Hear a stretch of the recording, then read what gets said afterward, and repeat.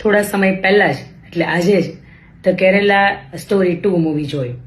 આમ જોઈએ તો આ મૂવી નથી, આ હકીકત છે કે જે આસપાસના સમયની અંદર આજના સમયની વચ્ચે આસપાસના વિસ્તારની અંદર આ બનતી દીકરીઓ સાથેની ઘટનાઓ છે.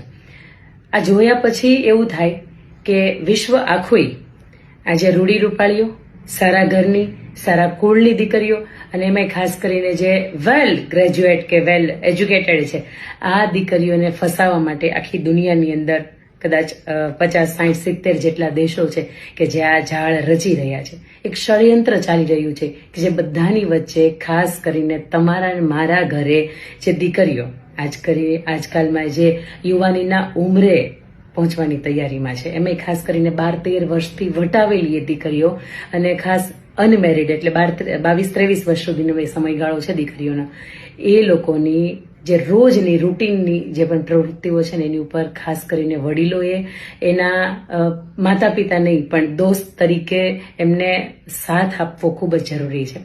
કારણ કે આજના સમયમાં સોશિયલ મીડિયા છે, આજના સમયમાં તમારાથી થોડું ઘણું ડિસ્કનેક્શન છે, કોઈ એજ્યુકેશન ઇન્સ્ટિટ્યૂટની સાથે જોડાયેલા છે, કોઈ જોબની સાથે જોડાયેલા છે કે કોઈ મિત્ર વર્તુળ છે, ક્યારે આ દીકરીઓ એના હવાની અંદર આવી જાય છે ને ખબર નથી હોતી. ધ કેરેલા 2 સ્ટોરી જોયા પછી એમાં 3 દીકરીઓની વાત છે કે એક દીકરી એવી છે કે જેના માતા પિતાએ એને ખૂબ સ્વતંત્રતા આપી હતી અને માતા પિતાને કહીને જાય છે કે મારે લિવ ઇન રિલેશનશીપમાં એ દીકરાની સાથે રહેવું છે. શરૂઆતની અંદર માતા પિતા એને સમજાવે છે કે આ જીવન છે એ યોગ્ય નથી, પણ તેમ છતાંય તે દીકરી એવું કહે છે કે હું ધર્માંતરણ નહીં કરું અને મારે જવું છે, એની સાથે રહેવું છે. અને માતા પિતા એને મોજથી વળાવે છે કે કંઈ વાંધો નહીં, આજના સંતાનોના નિર્ણયની અંદર અમે પણ તમને સાથ સહકાર આપીએ છીએ, જ્યાં પણ અટકો છો ત્યાં અમે મા બાપ બેઠા છીએ.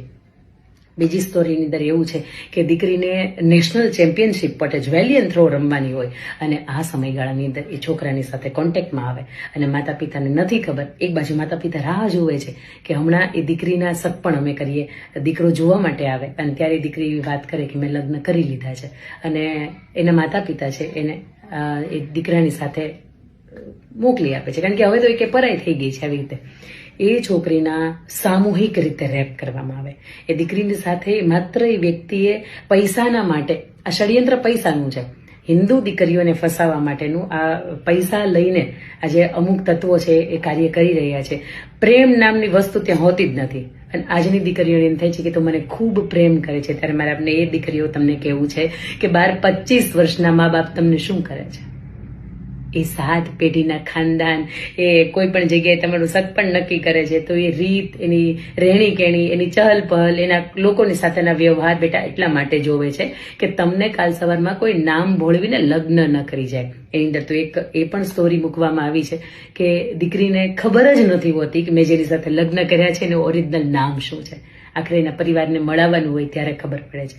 અને એક દીકરીનો કિસ્સો એવો છે કે એમને સોશિયલ મીડિયા ઇન્ફ્લુએન્સર બનવું હોય અને જો તમારે સોશિયલ મીડિયા અંદર છવાવું હોય બેટા તો માત્ર આ કપડાં અડધા તમે કરી નાખો, આ એક જ તે રીત નથી. તમે સારા એવા કન્ટેન્ટ લોકોને આપો, ખૂબ સુંદર મજાના ભક્તિ ગીતો ઉપર તમે ડાન્સ કરીને લોકોની વચ્ચે મૂકો. આજે છે આ વર્ગ તમને જોવા વાળો, જરૂરી નથી કે અશ્લીલતા છે એ જ ટોપ રેટિંગ ઉપર આવે છે. તમે પ્રેમાનંદજી મહારાજના વિડીયો તમે જોજો જી, એક પણ વિડીયો એવો નહીં હોય કે જેમાં ઓછા વ્યૂઝ છે. ઈશ્વરની વાતો, ઈશ્વરના ભજન થાય છે તો પણ એ રેટિંગ્સની અંદર છે. તમે જયા કિશોરીને તમે સાંભળી શકો અને તમે કહો તો ખરા કે મિલિયન્સ, 12-13 મિલિયન્સ ફોલોવર છે. એક છે ફોલો કરવા વાળું વર્ગ. જરૂરી નથી કે સોશિયલ મીડિયા ઇન્ફ્લુએન્સર બનવા માટે તમારે કોઈ પણ જાતના આ ચુંગલની અંદર ફસાઈ જવું પડે છે. અને કોઈ વ્યક્તિ તમને લાલચ આપે અને લાલચની અંદર તમે તમારું ધર્માંતરણ કરી નાખો, કોઈની સાથે તમારી હજી ઉંમરની પરિપક્વતા નથી અને એ સમયગાળાની અંદર તમે લગ્ન કરી નાખો અને ત્યાં જઈને પછી તમે એમ કહો મારા મા બાપને હું ઓળખતી નથી, આ વ્યક્તિની સાથે મેં મારી મરજીથી લગ્ન કર્યા છે. ત્યારે ખરેખર આમ જોઈએ ને તો મા બાપ ઉપર ખૂબ વીતે છે, પણ મા બાપની પીડા મા બાપ બન્યા પછી સમજાય.